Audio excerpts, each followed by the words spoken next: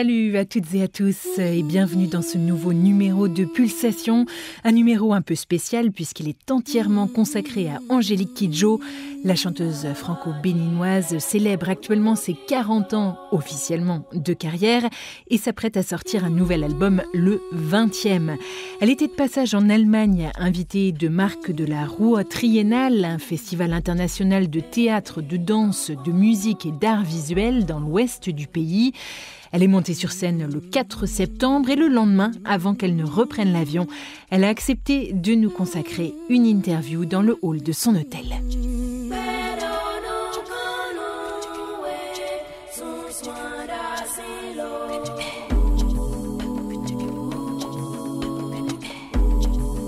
Comment ça s'est passé hier soir? C'était donc la Ruhr Triennale, concert à Duisbourg dans l'ouest de l'Allemagne.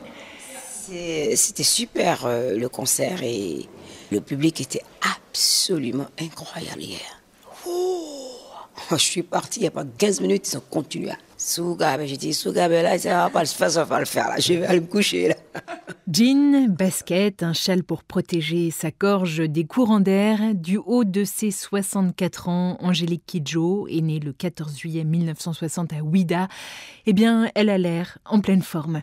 Au micro de la DW, elle revient sur son nouvel album, bien sûr, mais aussi sur le rôle de l'éducation pour les jeunes filles et sur ses débuts au Bénin, puis à Paris, à partir de 1983. Quand est-ce que vous situez l'année 0 ou l'année 1 de votre carrière? Comment ça a commencé tout ça? Je dois le commencer, je commence à 6 ans. Donc ça fait plus de 40 ans en fait. Ça fait beaucoup d'années.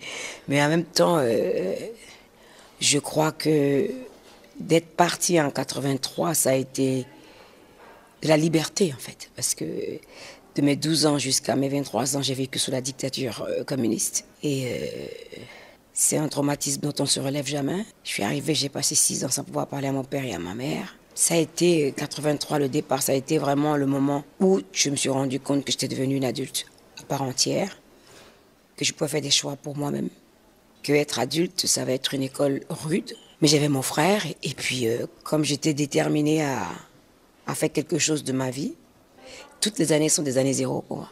C'est pour ça que vous êtes encore là, 40 ans. Vous allez même sortir un nouvel album bientôt, dont vous avez dévoilé déjà 2 titres. Est-ce que pour cet album-là, vous avez eu une inspiration particulière? Est-ce que vous le dédicacez? Comment ça s'est passé? J'ai voulu prendre mon temps déjà pour commencer, parce que entre le dernier album qui est sorti, j'ai perdu ma mère. Et ça, c'est difficile. C'est difficile, c'est encore difficile, ça fait 3 ans. Ça a été... pour nous tous, ça a été une bombe, quoi. Notre père est parti en 2008. Le frère aîné est parti en 2018.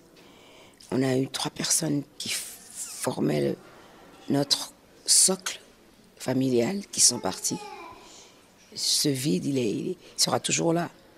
Mais en même temps, ce que je sais avec les conversations que j'avais souvent avec ma mère, parce qu'à chaque fois, j'arrive, elle me dit, assieds-toi, je vais te chanter telle chanson, je vais te faire... Je vais me chanter plein de choses, enregistrer tout. Et c'est cet esprit de ne jamais baisser les bras de ma maman que je veux célébrer. Sa capacité de joie incroyable. Malgré tout ce qui se passe, ma maman, elle est toujours positive. Elle me disait, le jour où je partirai, j'aimerais que tu chantes Malaika pour moi, avant qu'on me mette dans le cercueil. J'ai essayé de le faire, mais je n'ai pas réussi. Toujours, elle disait toujours, tu es né pour te chanter. On n'a jamais voulu se mettre en travers de ce destin-là. Pour moi, cet album, c'est aussi lui rendre hommage, parce que c'est elle qui m'a mis sur scène à 6 ans. Et c'est elle qui passait son temps à prier pour moi. Elle disait, tu ne baisseras jamais les bras. Il y aura des coups durs, tu tomberas, tu te relèveras. Parce que tu sais d'où tu viens. Donc, en gros, l'album, c'est un peu pour moi. Malaika, nakupenda malaika.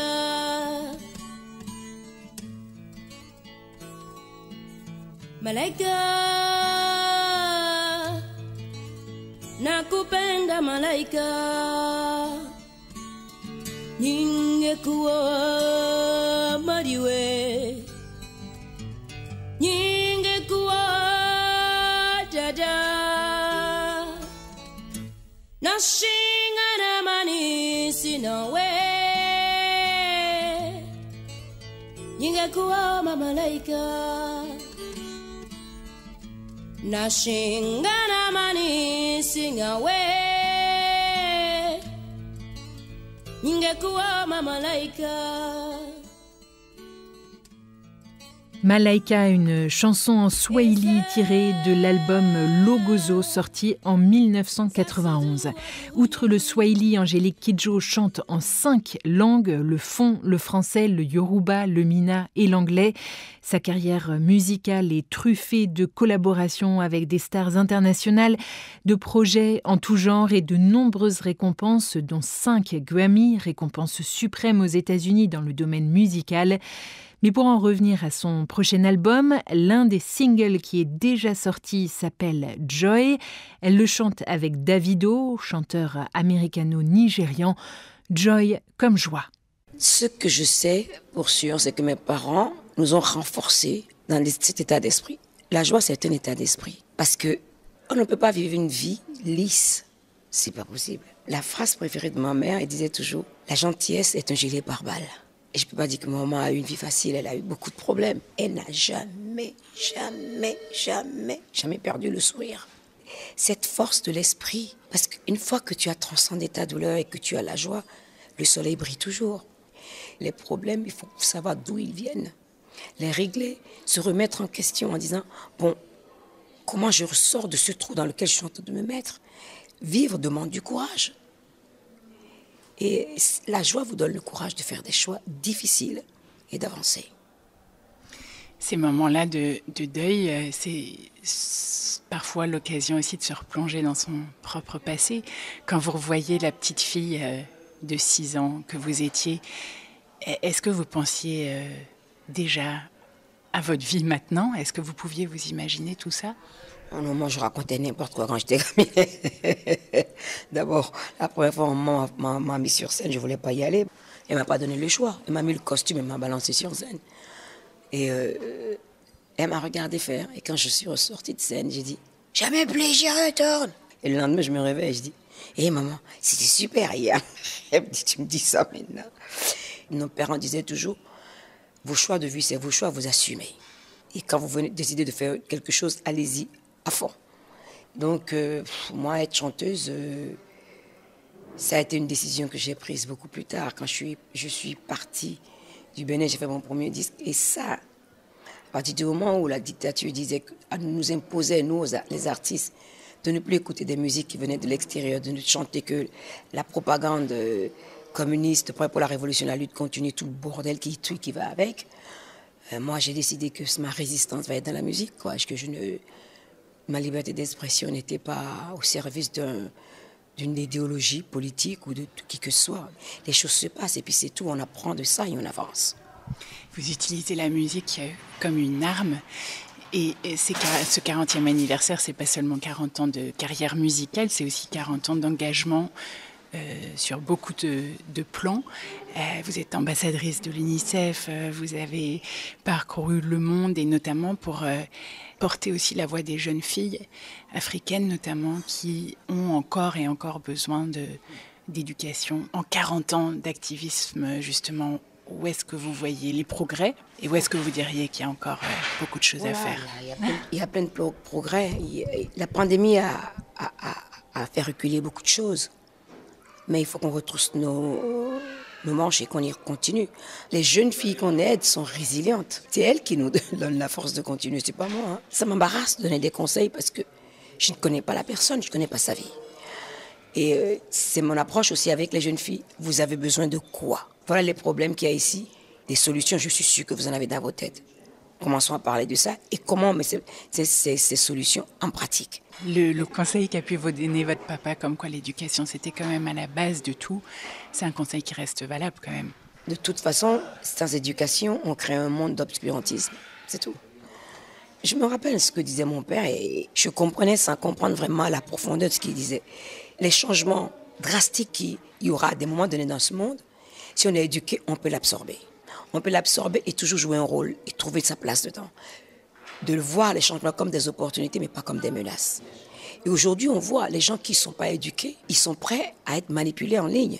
Quand on n'investit pas dans une bonne éducation, on met en danger la démocratie. On va revenir à la musique pour finir. Quand on a 40 ans de carrière, vous diriez que vous vous situez au printemps, à l'été, à l'automne? J'y pense même pas, moi. Moi, la musique m'habite. Et si je suis inspirée pour faire quelque chose, je le fais sans me poser de questions de temps. Autrement dit, vous allez de l'avant et vous êtes encore là dans 40 ans. Tant que je pourrai, je le ferai. C'est tout ce que je peux dire. Merci Angélique Kidjo.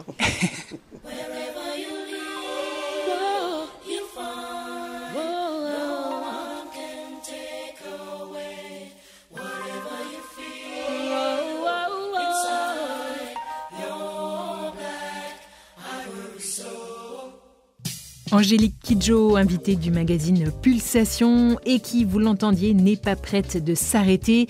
Son prochain album doit sortir en février 2025. Toutes les infos sont disponibles sur notre site internet, sur la page de cette émission dw.com/français/pulsation. Vous retrouverez aussi l'adresse du site de la fondation d'Angélique Kidjo, la fondation Batonga, qui aide les jeunes filles à accéder à une éducation de qualité.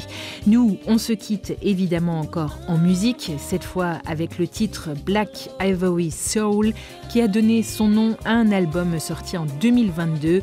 Bonne écoute et bonne suite de programmes sur les ondes de la DW. Portez-vous bien.